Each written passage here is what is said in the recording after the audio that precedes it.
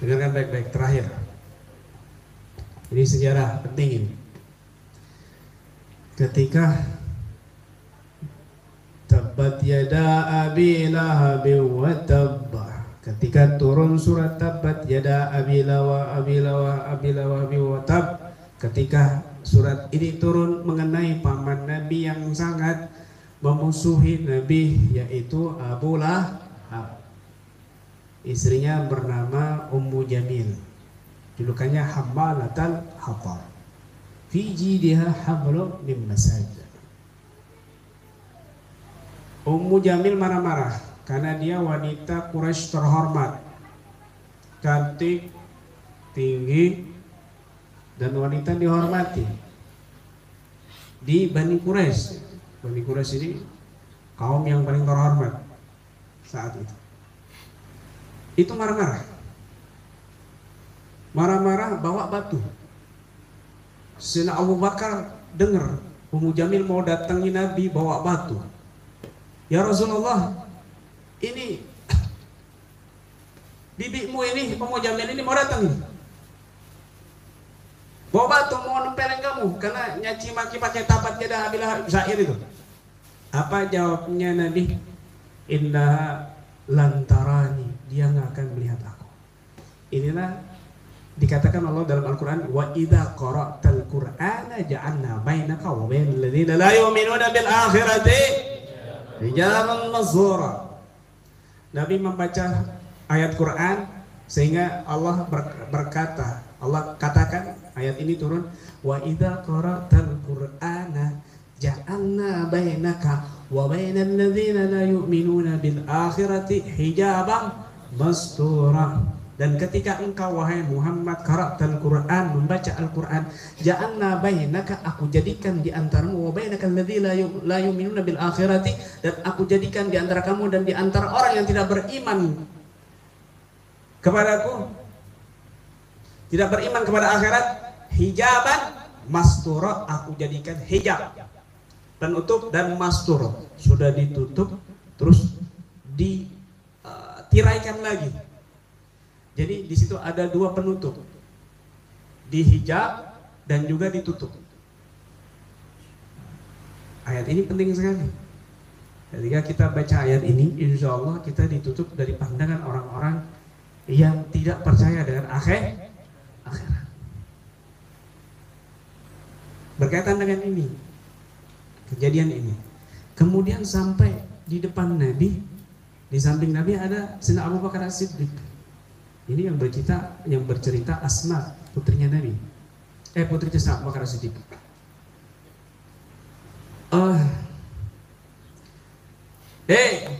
Bakar, mana Muhammad? Kurang ajar dia begini, dia saya ini adalah wanita terhormat di Quraisy. Cabut itu sayapnya, dapat jadi abilah habi watak. Kurang ajar. Kamu nggak lihat? Selain aku di sini. Kamu pikir mataku ini buta apa? Sampaikan ke Muhammad itu. Jangan jadi pengecut. Kemudian Sayyidina Abu Bakar Siddiq setelah Ummu Jamil keluar, ya Rasul, ini mana tarak? Kenapa dia nggak bisa melihat engkau? Li'annal malaika yasturni, karena malaikat ini menutupi aku dari orang-orang seperti itu. Artinya apa? Ketika kamu membaca ayat tadi, maka Allah utus malaikat yang menutupi diri kamu. Nah, kemudian nggak cukup sampai situ, dengarkan baik-baik. Ketemu saudaranya yang bernama Abu Sufyan. Abu Sufyan ini kakaknya Ummu Jamil. Abu Sufyan sebelum masuk Islam, Abu Sufyan kan masuk Islam setelahnya. Karena Abu Sufyan itu suka menggal kepalanya orang yang nggak suka, yang dia nggak suka. Ya akhi, marah-marah. Inna Muhammadan hajani lima la taghlab ama la taghdab. Hajani Muhammadan, faqad hajani Muhammadan. Kau nggak marah wahai Abu Sufyan? Muhammad ini kurang ajar sama aku kok. Amr, kenapa? Saufiki iya, tenang, isbir, saufika iya, tenang, aku akan beres urusan kamu. Akhirnya Abu Sufyan ini menguruskan pedangnya dan mendatangi Nabi. Enggak lama datang ketemu Nabi dalam keadaan pucat pasih. Kemudian Ummu Jamil berkata, "Man amar aqatalta Muhammadan?" Kenapa kok begini? Kamu udah bunuh Muhammad? Kok pucat pasih gemeter? Kenapa kamu ini? Kamu udah bunuh Muhammad?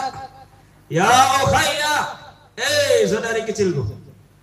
Atasarruki anna ra'sa akhika hadha fi fa'mi Zu'ban.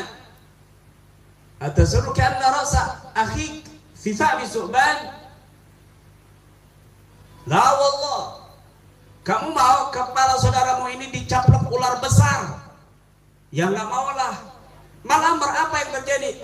Ketika aku mau menghunuskan pedang satu langkah lagi, bil izzah wal Lat wal Uzzah, demi Tuhanku Lat dan Uzzah, ada ular yang siap menyaplok, memakan kepalaku kalau aku selangkah saja melangkah. Akhirnya merinding gemetar. Apa ular itu? Hodam ya Rasulullah. Siapa ular gaib itu? Siapa?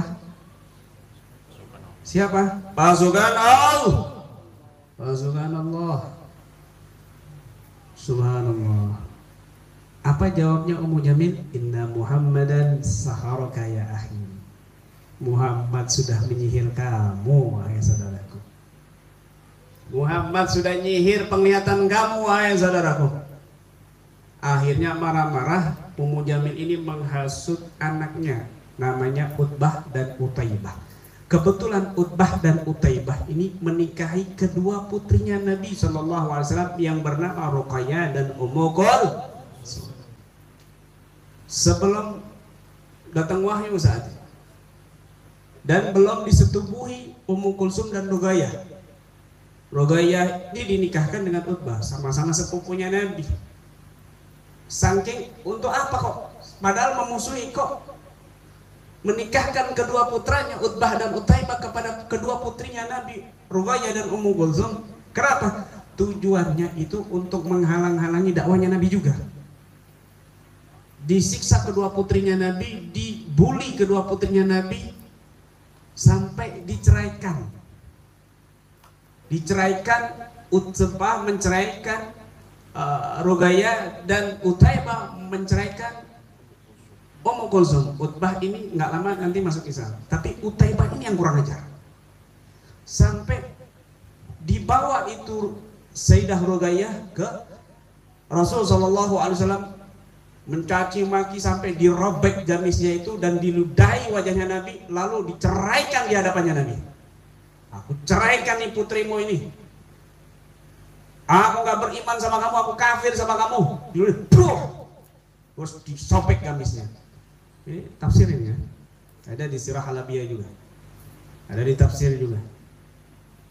Nabi sakit hati, manusia juga Nabi. Putrinya digitukan, diceraikan dalam keadaan hina, Nabi diludahi.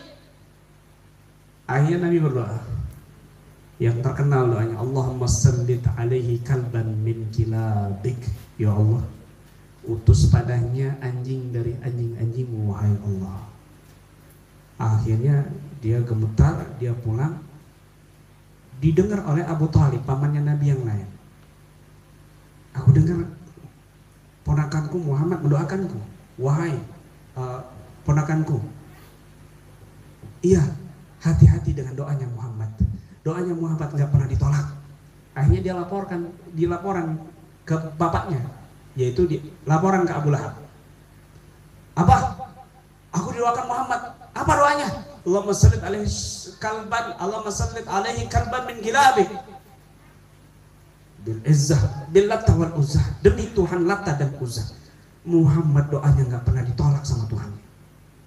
Orang-orang kafir tuh paham doanya Nabi selalu dikabulkan, tapi karena sombong egoisnya, nggak mau mengakui ponakannya sendiri itu seorang Nabi, sampai menghalang-halangi dakwanya. Pamannya ini yang satu ini yang kurang ajar. Akhirnya apa yang terjadi? Waktu itu Utaibah memimpin perdagangan ke negeri Syam dan bapaknya ikut, dan semua pasukan Quraisy ikut untuk menjaga Utaibah dari doanya Nabi. Sampailah dia di satu daerah namanya Zarqa. Di satu daerah itu Dia istirahat kan sudah malam. Seorang pendeta di situ keluar. Inna hadhil qaryah musabbahah fantabihu. Desa ini banyak binatang-binatang buas loh, hati-hati. Akhirnya Abu Lahab menginstruksikan ya untuk membuat apa namanya benteng ya, ditumpuk-tumpuk batu, kayu. Kemudian di situ ada pasukan-pasukan khususnya mengitari semuanya itu, si Utaibah di dalam.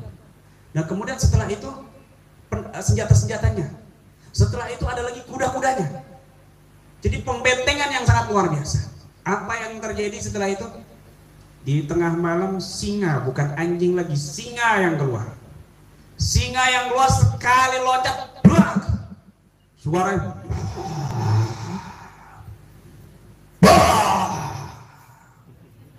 suaranya begitu. Ada yang tidur di belakang, dia oleh katanya. Suaranya begitu.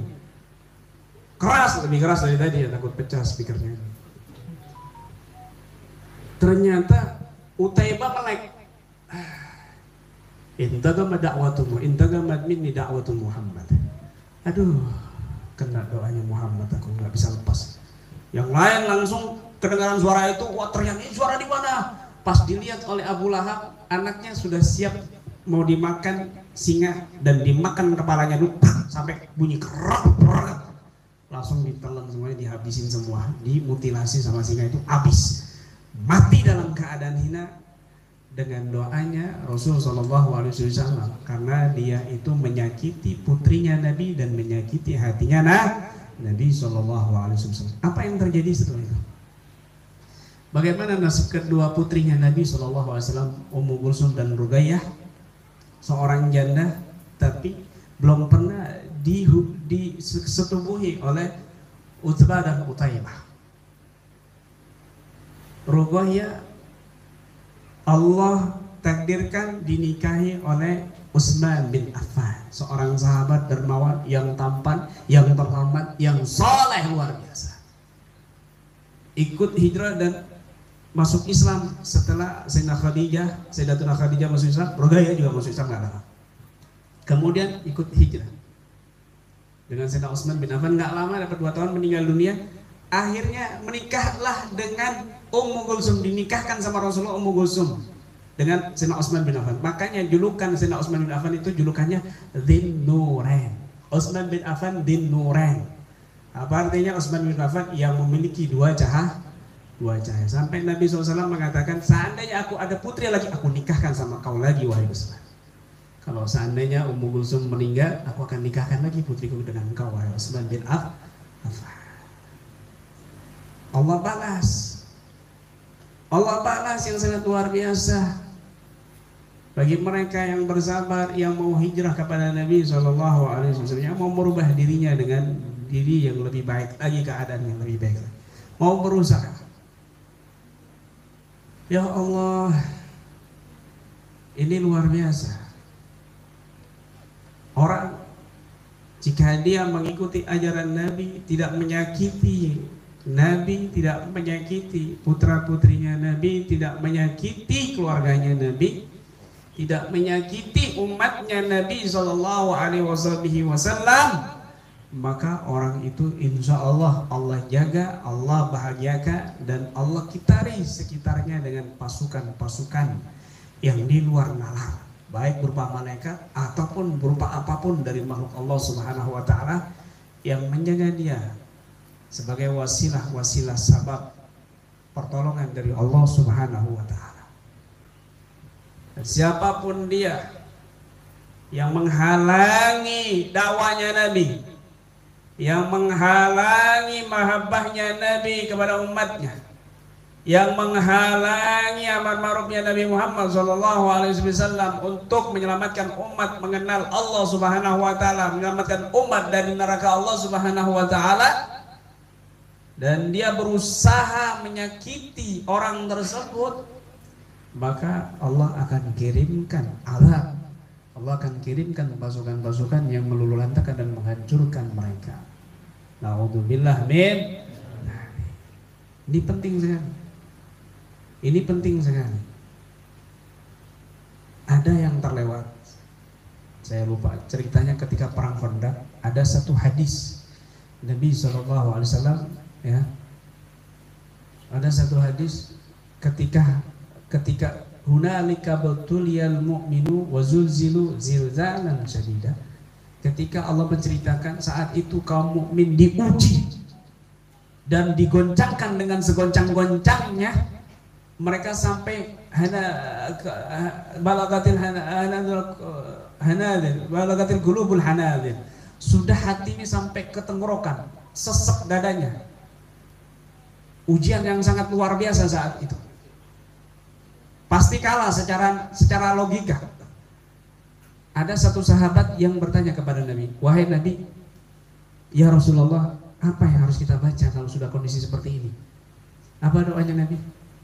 Perbanyak doa ini, kata Nabi. Ini hadis juga. Ini juga termasuk asbab nuzulnya ayat ini.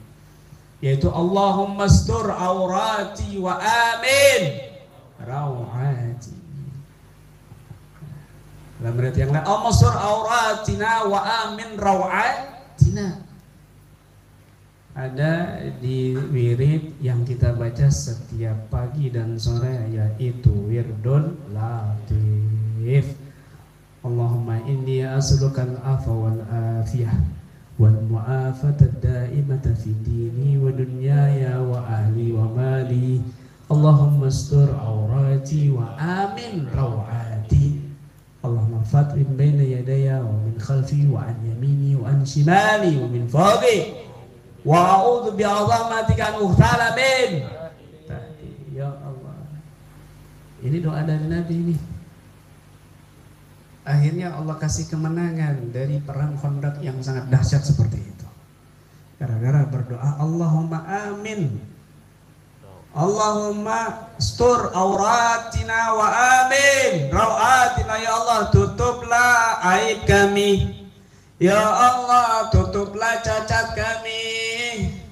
Ya Allah, tutuplah kekurangan-kekurangan kami. Wa amin rawati, dan tenangkan rasa takutku, rasa gelisahku, rasa khawatirku. Ya Allah.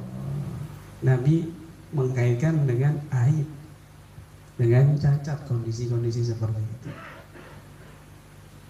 Artinya apa? Kejadian-kejadian seperti itu kadang-kadang ini gara-gara aib dan cacat dosa-dosa kita. Jadi ya Allah tutup, ya Allah jangan kau buka. Mungkin kau buka ini gara-gara aib ini kebuka semuanya.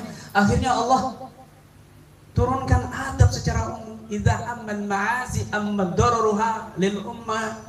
Kalau perkara-perkara dosa ini sudah ditampakkan, kezaliman, kemurkaan sudah ditampakkan, adab itu Allah nyatakan untuk semuanya. Na'udzubillah min.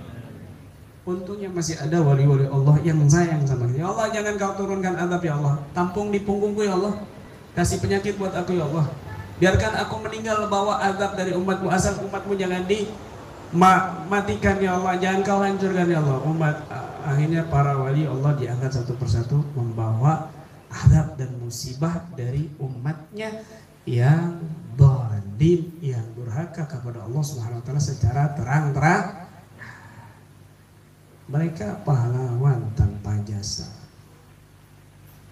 Laula daf'ullahin nasa ba'dhum bi ba'din la fasadatil ard walakin Allah dzu fadlin 'alal 'alamin. Kalau seandainya bukan karena pertolongan Allah kepada manusia dengan perantara sebagian hambanya yang lain, akan hancur ini muka bumi seluruhnya. Tapi Allah Maha kasihan kepada penduduk bumi melalui hamba-hambanya. Begitu. Makanya wirid ini jangan ditinggalkan. Wirdul latif ini jangan ditinggalkan. Ratibul hadat jangan ditinggalkan. Tawasulnya juga jangan ditinggalkan. Wirid sakron jangan ditinggalkan. Kalimat per kalimat memiliki keajaiban, hikmah, rahasia yang luar biasa, yang besar, yang kita nggak akan mampu menampung rahasia dan kehebatan, karamah dan maunah yang Allah berikan pada setiap huruf daripada zikir-zikir yang disusun Nabi kita Muhammad SAW dan para pewarisnya, para ulama yang saleh hingga kepada guru-guru kita dan sampailah kepada kita ini. Maka beruntunglah mereka yang istiqamah mengamalkan zikir wirid yang sudah dijadikan menu oleh guru-guru kita yang saleh. Maka Ayo bangkit, ya, jangan ragu, bangkit dan terus istiqamah agar kita dilindungi dari segala fitnah akhir zaman dan pembina badan fitnah penduduk akhir zaman, dan Allah angkat segala musibah yang menimpa kita zahir dan batin. Mudah-mudahan juga Allah sembuhkan yang sakit zahir dan batin, dan mudah-mudahan Allah Subhanahu wa taala menjadikan kita orang-orang saleh salehah bermanfaat dunia dan akhirat. Allah ampuni segala dosa-dosa kita, Allah tutup segala aib kita zahir dan batin dan juga di akhirat kelak nanti ya Allah. Dan mudah-mudahan Allah Subhanahu wa taala menjadikan kita orang-orang yang dekat dengan orang-orang saleh, dekat dengan Nabi Muhammad SAW.